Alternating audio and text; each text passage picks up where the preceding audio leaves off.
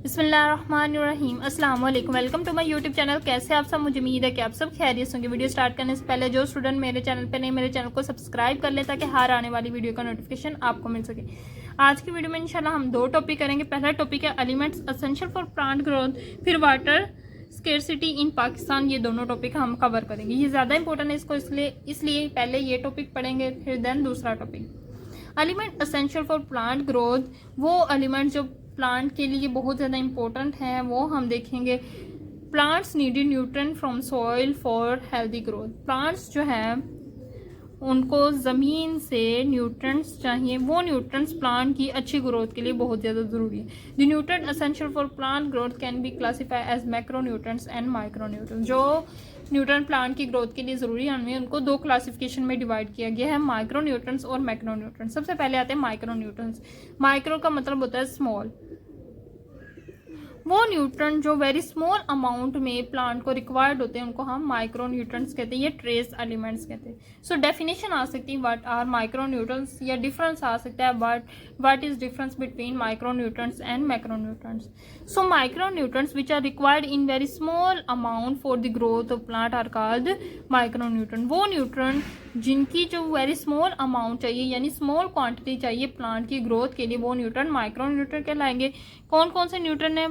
Boron, copper, iron, manganese, zinc, molybdenum and chlorine. ये सारे जो न्यूट्रिएंट हैं, ये सारे जो एलिमेंट्स हैं, ये बहुत स्मॉल क्वांटिटी में प्लांट्स को चाहिए अपनी ग्रोथ के लिए, इसलिए इनको हम कहेंगे micro nutrients.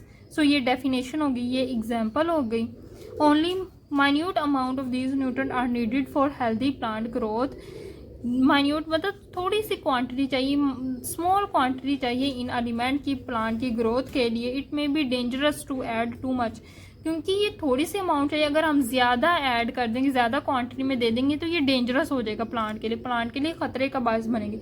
Because they are poisonous in large quantity. अगर हम ज़्यादा क्वांटिटी में लेंगे तो ये जहरीले बन जाएंगे पौधों के लिए।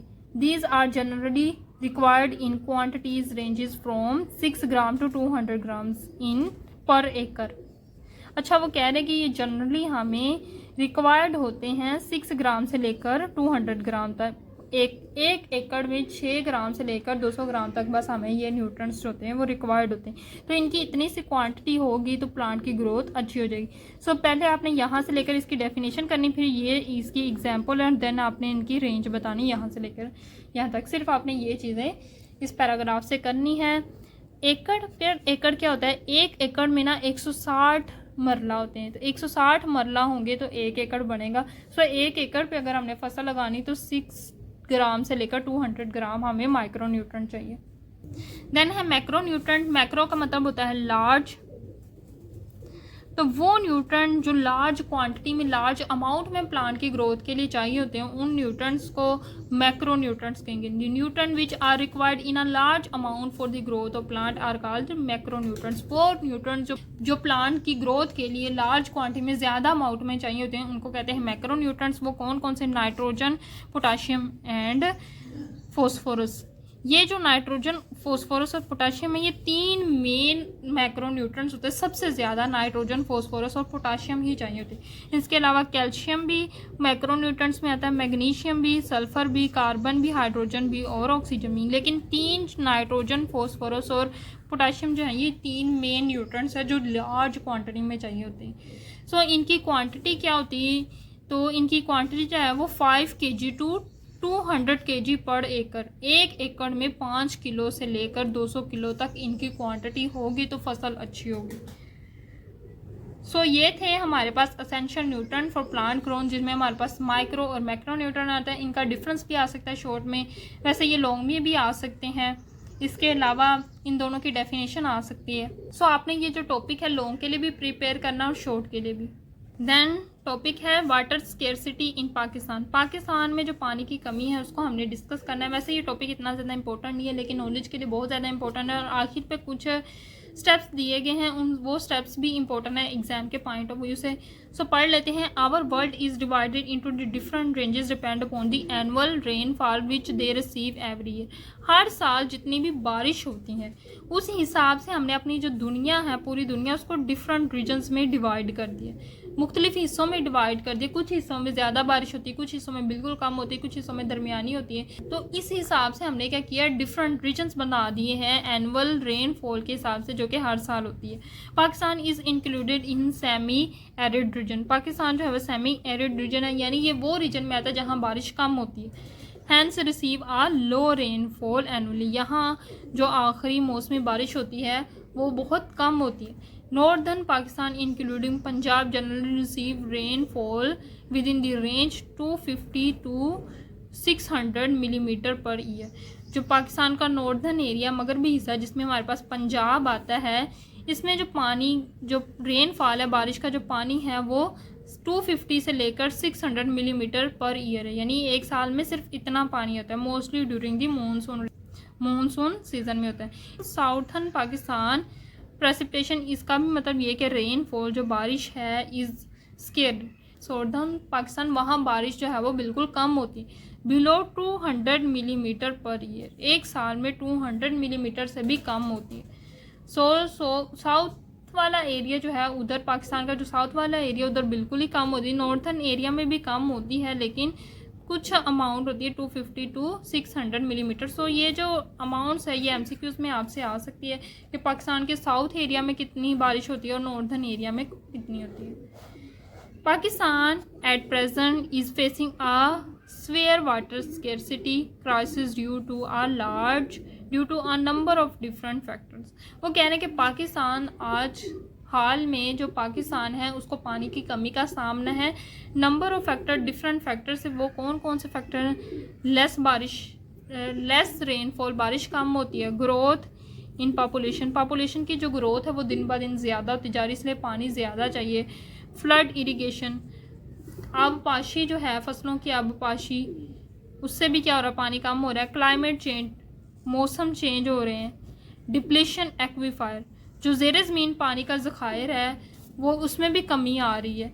एंड पुअर वाटर मैनेजमेंट, और जो पानी की जो मैनेजमेंट है वो भी अच्छी नहीं है पाकिस्तान में। Are some of these reason responsible for this scarcity. सो ये कुछ फैक्टर्स हैं जो पानी की जो कमी है पाकिस्तान में उसके लिए रिस्पॉन्सिबल है। अगर हम ये सारी चीज़ें कम कर दें तो पाकिस्तान में भी पानी अच्छा हो जाए। इफ करंट सिचुएशन कंटिन्यूज, अगर यही सूरत हाल रही then Pakistan could face very serious challenges in the coming year. सो अगर यही सूरत हाल रही तो पाकिस्तान आने वाले सालों में बहुत ज़्यादा संगीन मसला होगा पाकिस्तान को पानी की कमी का। अब इस प्रॉब्लम को हम कैसे सोल्व कर सकते हैं? This problem can be address by taking a number of step which are follow.